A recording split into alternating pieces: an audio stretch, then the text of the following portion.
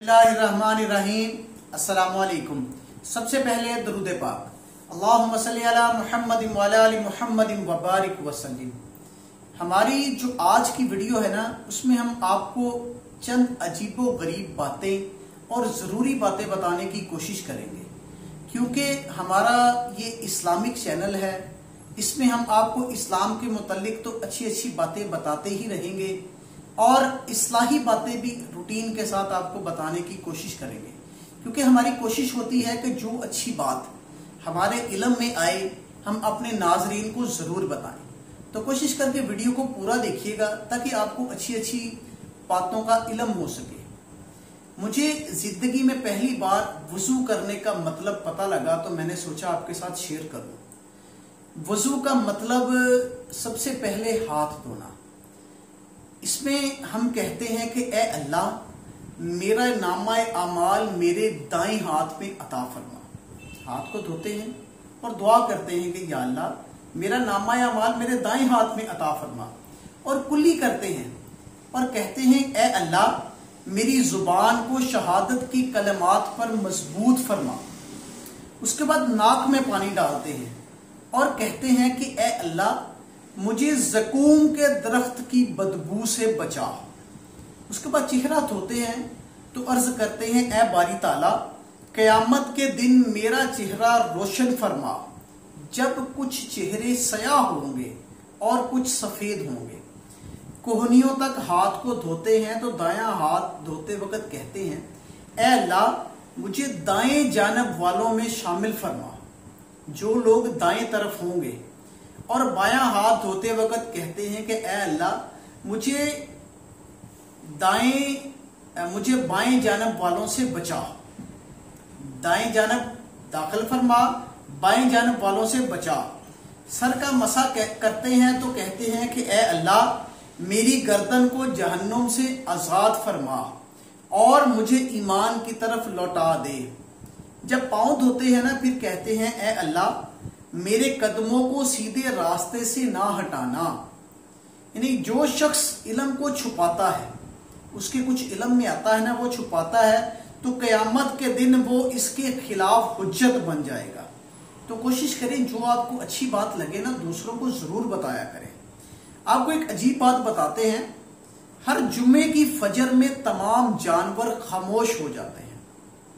हर जुम्मे की फजर के टाइम तमाम जानवर खामोश हो जाते हैं और सूर फूंकने का इंतजार करते हैं, क्योंकि सूर बरोज़े जुमा ही फूंका जाएगा, क्योंकि वो क़यामत से डरते हैं।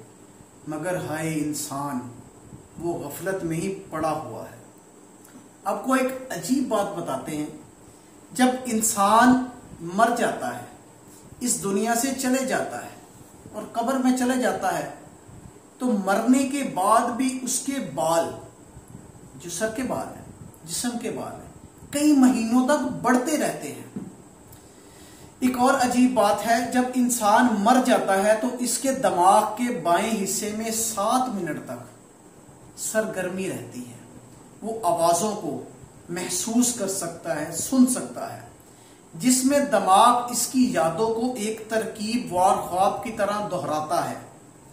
इसीलिए आप सल्लल्लाहु अलैहि वसल्लम ने फरमाया, जब मलकुल मौत रूह को कब्ज़ फरमाता है तो इंसान अपने तमाम आमाल को याद करता है, चाहे वो नेक हो या बद। अच्छा, एक अजीब बात और है, अगर आप ख्वाब में गिर जाते हैं, ख्वाब में चलते चलते गिर जाते हैं और आपका जिस्म झटका खाता है, तो जान लें कि दिमाग ने ये ख्वाब आपको जगाने के लिए बनाया है। आप झटका खा जाता है अचानक जिस्म, तो ये जान लें कि आपको दिमाग ने ये जगाने के लिए बनाया है, क्योंकि आपके जिस्म के जो फ़आल थे ना, रुकने वाले थे। इनके जिस्म ने बिल्कुल गर्दिश करनी बंद कर देनी थी और आपने मर जाना था। है ना अजीबोगरीब बात। एक बात अजीब और है कि जब आप रात को 2 या 3 बजे बगैर किसी वजह के उठते हैं, तो 85% इम्कान है कि कोई मखलूक आपको देख रही है और یہ وہ وقت ہے جب اللہ آسمان دنیا پر نزول فرماتا ہے اور فرماتا ہے کہ ہے کوئی مجھ سے بخشش کا طلبگار، ہے کوئی استغفار کرنے والا، کوئی مجھ سے بخشش مانگنے والا، کوئی ایسا بندہ نیک جو مجھ سے اپنی کوئی بات منوانا چاہتا ہو، ہے کوئی مجھے دعاؤں میں یاد کر کے رونے والا کہ میں اس کو بخش دوں، میں اس کی دعا کو قبول کروں، میں اس کی روزی میں برکت ڈالوں، میں اس کے الجھے ہوئے معاملات کو سلجھا دوں۔ اللہ پاک اپنے انسان سے پوچھتا ہے، مگر ہائے ہم لوگ تو اس وقت خواب غفلت میں پڑے ہوتے ہیں، کیونکہ وہی ایک ٹائم بھرپور نیند کا ہوتا ہے۔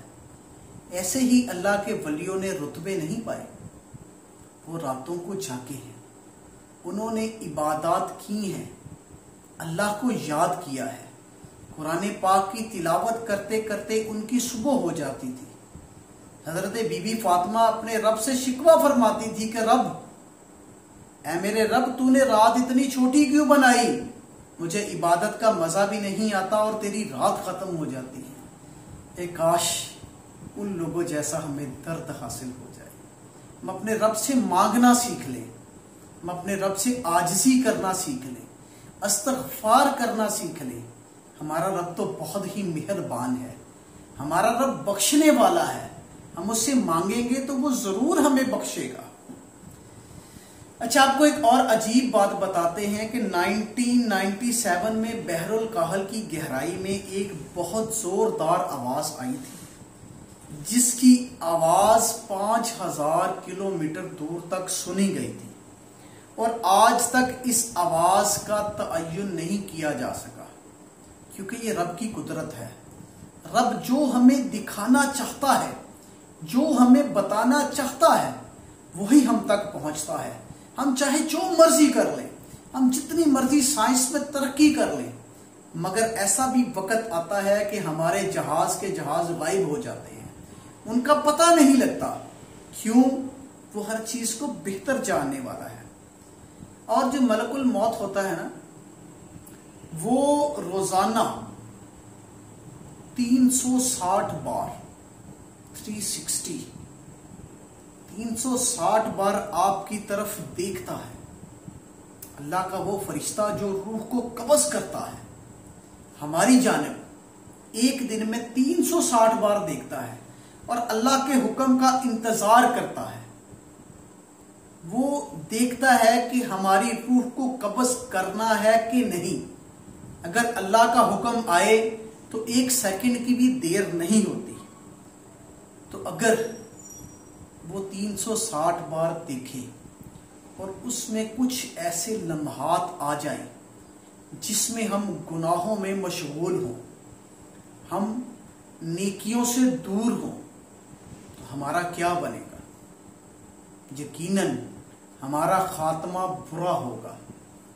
اور اگر ان 360 بار میں ہم نماز ادا کر رہے ہوں، قرآن پاک کی تلاوت کر رہے ہوں، لوگوں کو اچھی اچھی باتیں بتا رہی ہوں، رزق حلال جو ہمیں اچھے طریقے سے بتایا گیا ہے اس طریقے سے کما رہی ہوں، اپنے بچوں کی اچھے طریقے سے کفالت کر رہی ہوں، ان معاملات میں اگر ہماری روح قبض ہو جائے تو انشاءاللہ ہمارا بیڑا پار ہو جائے گا، ہمارے سارے گناہ معاف ہو جائیں گے، ہماری اگلی منزلیں آسان ہو جائیں گی، کیونکہ ہمارا رب بخشنے کے لیے صرف بہانے ڈھونڈتا ہے۔